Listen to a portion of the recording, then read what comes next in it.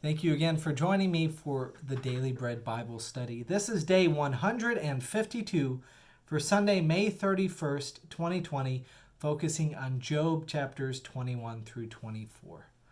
So I'll be a little bit more brief in this section, as a lot of it is kind of repeated of themes, and also it's a little hard to get into some of the deep theological section here. So we left off with Job feeling alone in chapter 20, and it was just incredibly hard for him.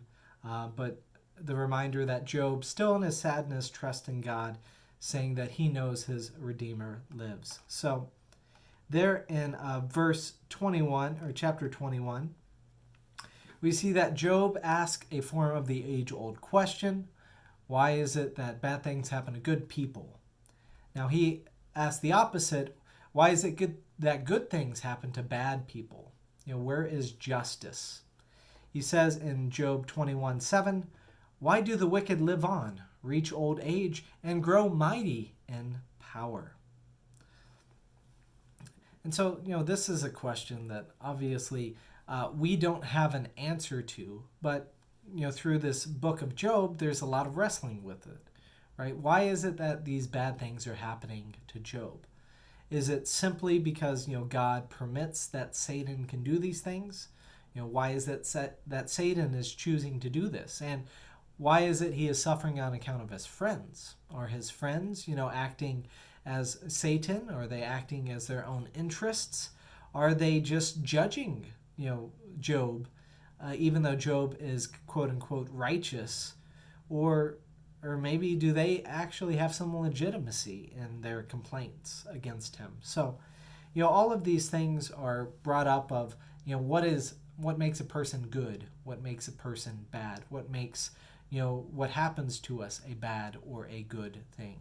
Or do things just happen to us in this world and, and we label them as good and bad? So, there's a lot of tension about different perspectives here, and I will say this: there's no, direct conclusion for all of this. I think the end of Job kind of tries to wrap up and come to some sort of conclusion to say that God is doing something greater than what we can understand in terms of simply bad and good. But at the same time, it doesn't make it any less difficult to try and understand and wrestle with in our minds. So in Job 21:15, he is critiquing the wicked, and this is exactly what Job is avoiding doing or saying.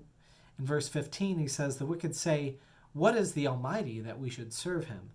And to what profit do we get if we pray to him? So, for the wicked, Job is critiquing them as being very consequential focused, thinking about what the consequences of their actions, how it will benefit them, essentially saying that this loyalty to God is only loyalty if, they get good from it. Whereas Job is both loyal to God, but also critiquing what God is happening because Job is suffering in this moment in time. We see in Job chapter 22, Eliphaz speaks again, and he says to Job, there is no end to your iniquities. He makes accusations against Job, basically on the part that Job's wealth connected him with sin. Eliphaz thinks that, and it seems more speculation because it appears that Job is pretty righteous and is not accurate with these statements, but it could be true.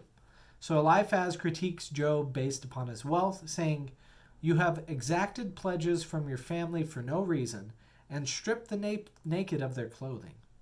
You have given no water to the weary to drink, and you have withheld bread from the hungry.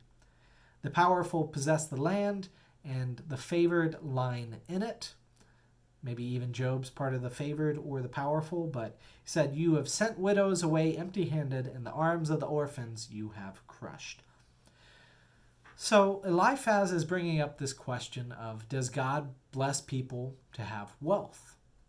And especially, thinking of Job having wealth and, critiquing Job for being wealthy and participating in the system, which will leave people naked of their clothing, people without bread, and send the widows away empty-handed. And so from what we see about Job and his character, these are not accurate, right? Job was the one willing to give an offering and a sacrifice on behalf of his children, because he felt like he wanted to make sure that he wasn't doing any sort of sin. Not that he was sinning, but he wanted to potentially atone for any sins, so that way he could be right with God. And if a man, cares that much about it and is proclaimed righteous here in this book, these accusations against Job sound pretty far off. Now, I will say this. When we have wealth and resources and abundance from God, we're called to live generously and to give and to share, what we have, right? We're also, called to not worship wealth.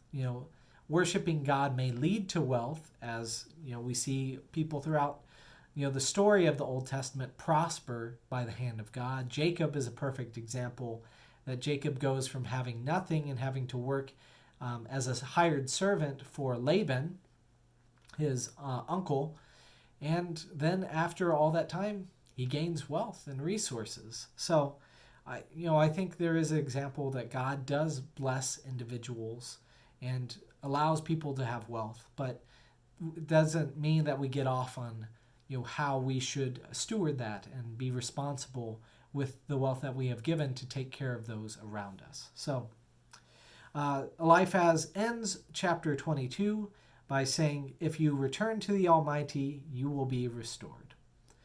So Job 23, chapter 23, he expresses his bitterness to God, and he just really wants to vent. It's not, I don't see it here as, saying that God is a problem for Job, but it's more Job just wants to be able to talk with God. It says in verse 2, today also my complaint is bitter, and my hand is heavy, despite my groaning. Oh, that I knew where to find him, that I might come even to his dwelling. Then I would lay my case before him and fill my mouth with arguments. I would learn what he would answer me and understand what he would say to me. Would he contend with me in the greatness of his power? No, but he would heed to me, right? God is more powerful than Job. Job is not saying that God can't do any of this. He just wants an understanding of why it's happening. Job is seeking to make meaning of his life and his suffering, and he wants God to be able to speak to him in the midst of that. Job says the problem is basically, I cannot see God.